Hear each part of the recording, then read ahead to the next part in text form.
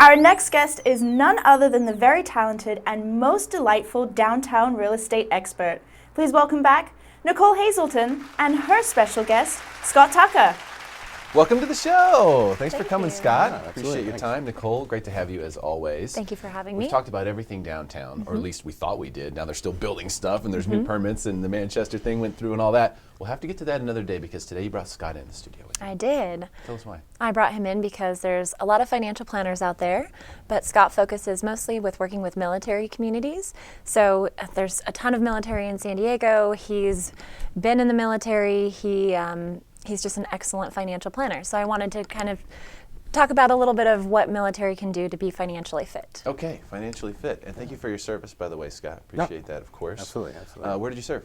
I served mainly in Germany. Okay. And that's where I've been living the last 11 years, actually. Wow. I did a tour in Iraq and Qatar, in Doha, Qatar for the Army, yeah. For the Army? Yeah. Okay, so the Army-Navy game was a big deal for you. Ooh, yeah, I actually did go to West Point, and the last time that we beat Navy was my senior year. So that was 14 years ago. So they needed you there in order for, I guess. I do cheer quite loudly, yeah. Well, today we're going to talk about financial planning for people who are in the military veterans or the military community in general. What are some of the things right off the bat that you think are important for people to know?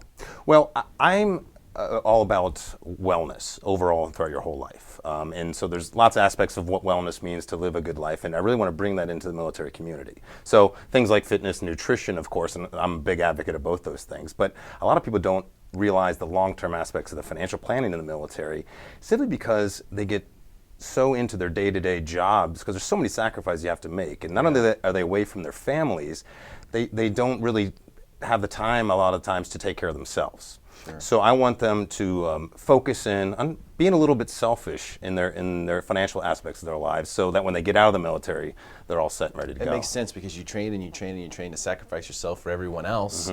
You forget to look back and go, hey, how am I going to take care of myself here? Right. You know, right. And I imagine, or at least I don't know, but I imagine that there's not a whole lot of educational process throughout the military training about finances. Right, there'll be a little bit. You'll have some PowerPoint classes here and there, of course, but unfortunately, a lot of times people just listen to the guy next to them. Hey, what are you doing? Oh, I'm doing TSP, Thrift Savings Plan, for instance. And that is a great thing that the military has going for them, but they'll just turn it on a lot of times and not manage it, not have somebody to help them look and see how that fits into their overall picture with all the other benefits they have going for them in the military. So what's the number one tip you have for someone who's military family, military personnel, veterans of this country, who maybe haven't been thinking about this? Yeah.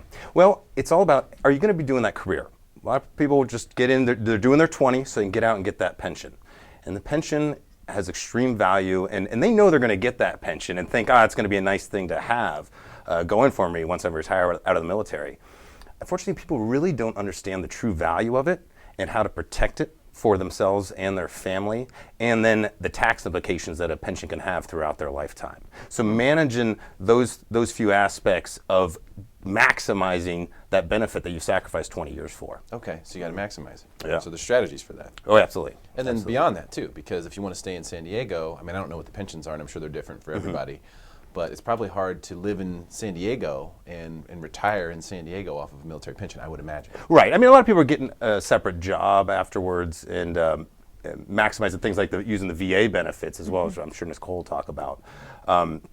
But yeah, you can't necessarily live off the pension. You really got to move somewhere where because it's not as much as they think it's going to be. Right.